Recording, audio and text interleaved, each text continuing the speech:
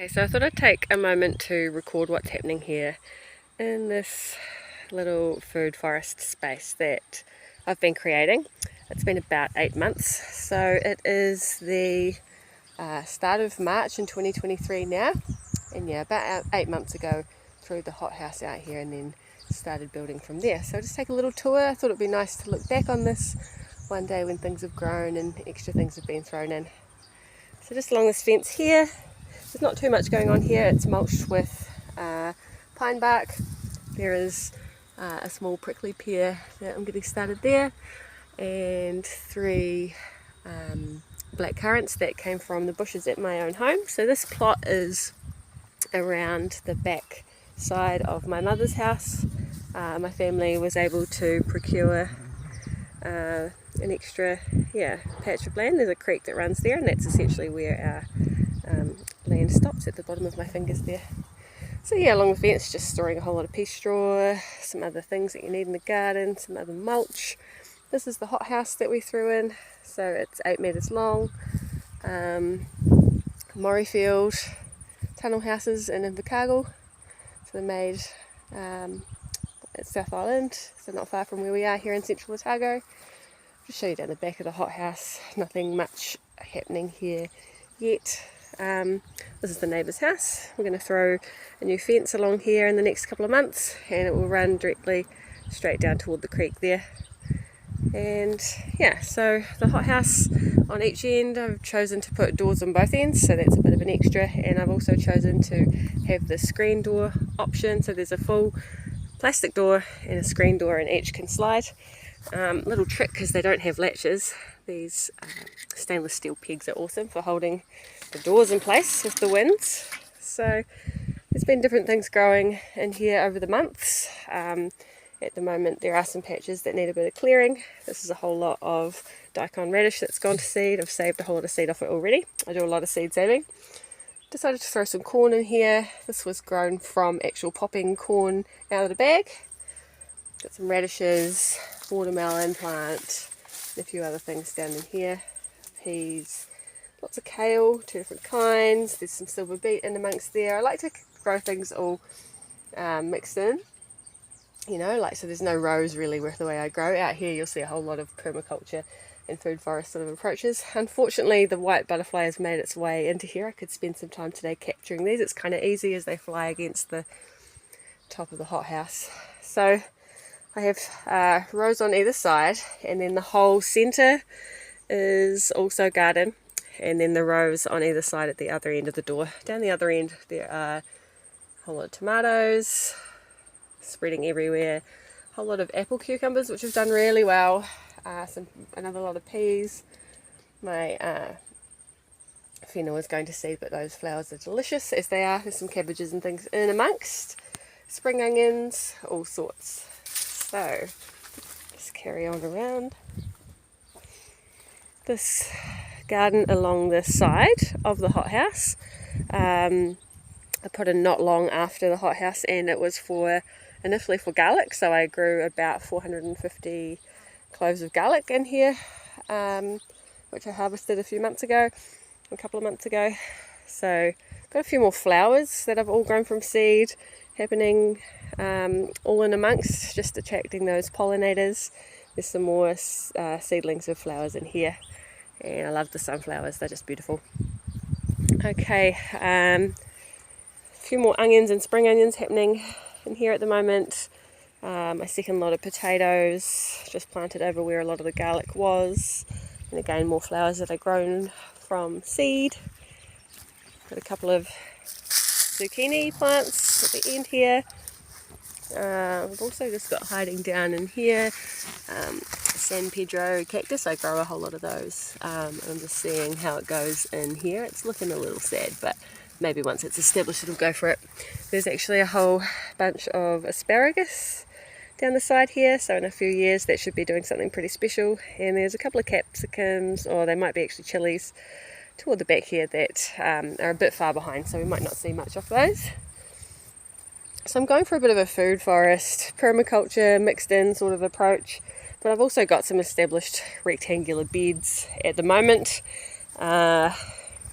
Just planted these 3 different varieties of feijoa, where I have recently ripped out some peas. This is a apricot tree that's just gone in, and just behind there are a bunch of yams that still have a little bit to go. Where the apricot's gone in is where I pulled out my last lot of potatoes. You can see I've got some lovely pumpkins everywhere. So there's the main pumpkin patch here, which got a freak frost in February, but we managed to salvage the growth. They just cut off everything dead and give it a chance to get going again. Here's another different variety of tomato. Got some chilies growing here. Can't remember the variety. We'll save some seeds and grow some more. Looks like there's a whole lot more coming, but as the frosts come in, we'll lose a lot of this outside stuff. We get a very short season here in Central Otago, and you just got to work around that. But the whole idea of establishing the food forest is that there'll be a bit more shelter, so we're creating that microclimate. Inside this netted area are a bunch of strawberries.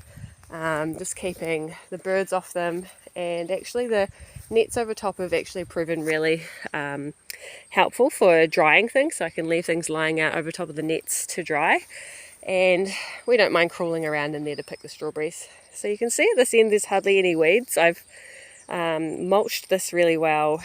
I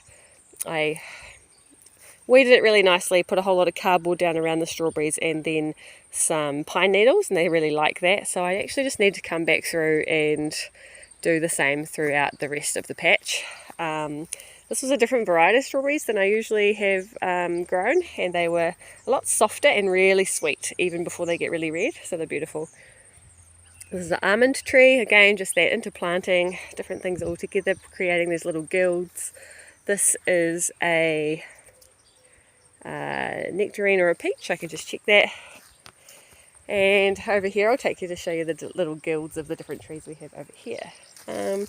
Yes, oh yeah, this was a nectarine. I've tried to draw a bit of a map of this garden so I can keep track of what I've planted where, especially the trees as they mature. So yeah, this is a black boy peach, and again there's a little guild around most of the trees, so there's different flowers, some more strawberries, chives and things in different areas. This was a butternut patch. It didn't go too well, I think. I planted them a little bit late, but I'm just seeing if anything sort of comes on late here. We'll just give it its chance. It was nice to leave the sunflowers in that patch too. It just gives it a bit of interest, and later when this is done, another tree is going to go in here into that soil now that it's been worked. This was already out here, this tree. It had been attacked by the sheep and goats that used to find their way to this piece of land before we put the electric fence up, but gave it a bit of love, and it's come away through the summer. I've got a couple of blueberry plants down here and some more flowers. Calendula is everywhere over the fence in my mum's house, so I'm bringing some of that over here because it's a great companion plant and has a lot of benefits. A couple more pumpkins over here in a drier little patch. You'll have to see, you might be able to see over here, that some of this ground is really just stony and dry and compacted, so it's taken a bit of work to add to that to actually get things growing. I want to have a no-dig approach, which means that you don't actually disturb the soil when things are growing, but I've had to create healthy soil to begin with, which has meant I've had to do a bit of digging, which I'm doing some more over here on a new garden, which I'll show you shortly. Okay, so yeah, these two peaches, that's a pear, more strawberries down under here. Got a bit of horseradish going over here that wants to, I want to keep that apart from a lot of other things so that it doesn't, it gets a little bit invasive and a little bit hard to get rid of if you don't want it where it is. The plan is in this corner here is to have some nice seating, maybe a barbecue spot or something eventually, and again there'll be a fence on this side of the creek that's just running near where that tree is. So you can see there's still a whole lot of open space that we're going to work some new stuff in. I'm trying to keep a bit of an open pathway toward where we'll be seated, but hoping this will all grow a whole lot higher. There'll be a lot more bushes in between. We start to get those 7 layers of a food forest. So this patch here, the flowers were already growing, and I've decided to incorporate that into this long rectangular patch that I'm just working at the moment. So I'm just working to soak it and rotary hoe it, work some animal poo into that soil, and then I will put a cover layer of newspapers and some mulch, and then when we come to plant anything here, there'll be new compost thrown on top of those newspapers, and it will grow through and penetrate, and then we'll no longer dig the soil underneath, which is what we've done everywhere else, and it has been pretty effective. This is a fig. I know they can sometimes, different varieties can be a bit frost tender, so it's a bit of an experiment to see if it's actually going to survive there. Yeah, so I borrowed a rotary hoe off a friend. It's nice to work in with community to get these things all happening, and you can see with a bit of water added and some poo and churning that a bit deeper, that soil is starting to come to life. The worms are already, after only a couple of days, really starting to get quite happy there. And this is the state of the soil before any water is added and the first lot of hoeing is done. We can only really get down a few inches before it gets too hard, so it's a sake of soaking some water in there for a couple of hours, and then working to work the soil down a bit further. So that's what has happened, just a bit further above here. There's a few sort of layers to getting that water down into the depths, and then once it's covered with the pea straw, like I've already done at the other end, at the end of yesterday, that moisture can actually be held down in there, and it's moisture that would never work its way down with the rain. As you can see with most of the rest of the land here, there's barely even grass growing on a lot of it. This is just the other end of the hothouse, and I'll just give you a view from the far corner so you can get an idea of what it all looks like. Looking forward to the fence coming up so I don't have to look at the neighbours' old cars and risk the sheep and goats making their way over here. So here's the beautiful creek. We're not really allowed to pull water out of here, unfortunately, but it does sound beautiful. It's nice and calming sitting over here on the bund and just listening to that. And so yeah, this is the plot, and we're fortunate to be mortgage free on this piece of land, so we can just enjoy it for generations. And it's near my house, so I'm only a block away. The family owns it together, but it's been kind of my baby to build this garden.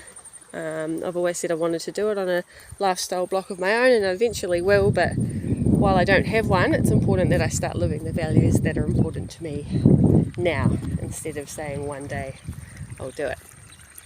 Okay, so yeah, I'm going to enjoy looking back at this video and just seeing how this plot used to be in the months and years to come. I hope you enjoyed having a wee tour of my garden here in Central Otago.